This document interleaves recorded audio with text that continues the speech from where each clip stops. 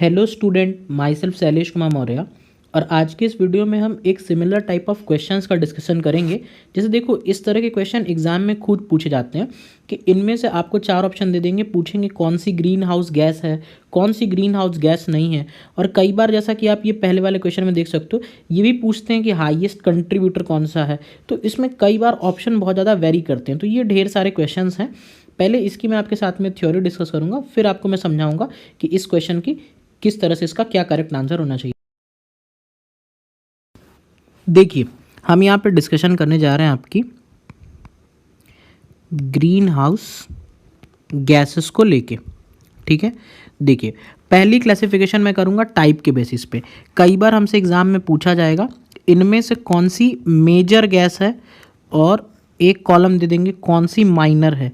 इस तरह का भी क्वेश्चन आपको खूब देखने को मिलेगा मेजर और माइनर क्लासिफिकेशन के बेसिस पे।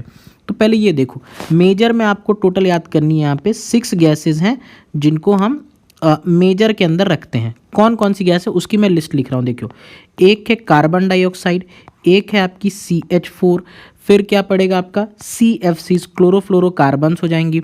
और कौन सी गैस है आपकी N2O है, ठीक है, NF3 है, और एक है SF6 है। तो ये 6 गैसेस ऐसी गैसेस हैं जो आपकी मेजर ग्रीन हाउस गैसेस के अंदर आएंगी। फिर से देख लो, सी वाले टर्म से 3 हो जाएंगी, CO2, CH4, CF6, नाइट्रोजन के 2 हो जाएंगे, N2O, NF3, और सल्फर की 1 हो जाएगी, SF6। अगर कभी भी पूछे कि इनमें से कौन सी मेजर ग्रीन हाउस गैस है, तो आपको इन्हीं 6 में से कुछ करना है।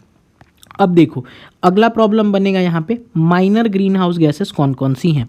तो माइनर ग्रीन हाउस गैसेस में हम कौन कौन सी लेते हैं, जैसे NOx यानी नाइट्रोजन के अदर ऑक्साइड्स ले लो आप, ठीक है, COX यानी CO ले लो आप, कार्बन मोनोडाइऑक्साइड ले सकते हो, ठीक है, SOX कर सकते हो यानी सल्फर के अदर ऑक्साइड्स हो जाएंगे।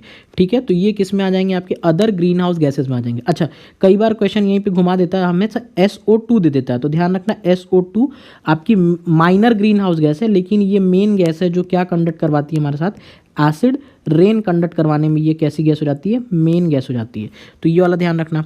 और कौन कौन सी गैसेज आएंगी आपकी, O3 आ सकती है। ये सब क्या है, आपकी माइनर ग्रीन हाउस गैसेस हैं। तो ध्यान देखो, क्वेश्चन फिर समझो, क्वेश्चन पूछेगा अगर मेजर ग्रीन हाउस गैसेस में, मेजर ग्रीन हाउस गैसेस में, तो ये 6 वालों में से टिक करोगे आप।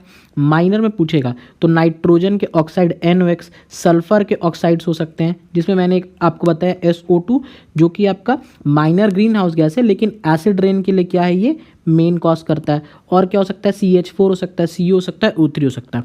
तो पहला क्लासिफिकेशन। अब देखो, यहाँ पे एक और बहुत ही इंपॉर्टेंट आता है इफेक्ट के बेसिस पे, ठीक है, कि इफेक्ट किसका ज़्यादा होगा।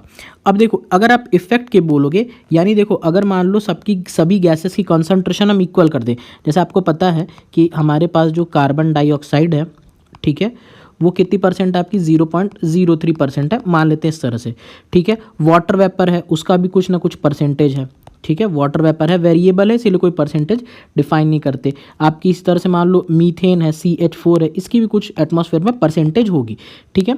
अगर मैं इन सभी के परसेंटेज को क्या कर दूं, इक्वल कर दूं, तो कौन सी गैस तब उस पर्टिकुलर टाइम पे कौन सी गैस मोर इफेक्टिव होगी, यानी सबसे ज़्यादा ग्लोबल वार्मिंग को या ग्रीन हाउस इफेक्ट को करेगी, उसी को हम कहेंगे वो सबसे ज़्यादा इफेक्टिव गैस है। मतलब समझ लेना, सभी गैसेस के वेरिएबल परसेंटेज हैं, ठीक। अगर उन परसेंटेज को मान लो, मैं ऐसा सिचुएशन अज्यूम कर लूँ कि सबकी परसेंटेज हो जाए इक्वल, तब कौन सी गैस ज़्यादा इफेक्टिव तरीके से ग्रीन हाउस को कंडक्ट कर रही है, उसको हम कहेंगे उसका इफेक्शन, यानी उतना ज़्यादा वो इफेक्टफुल है। अब इसकी लिस्टिंग क्या है, इसमें केवल आपको 3 याद रखनी है। सबसे ज़्यादा जो ग्रीन हाउस इफेक्ट कैरी करती है वो होती है आपकी वाटर वेपर, ठीक है। उसके बाद कौन सी गैस होती है, कार्बन डाइऑक्साइड, फिर कौन सी होती है आपकी, मीथेन होती है। तो ये 3 आपको यहाँ से याद रखना है, ठीक है। तो टोटल इस वीडियो से आपको ये 2 लिस्टिंग याद रखनी है।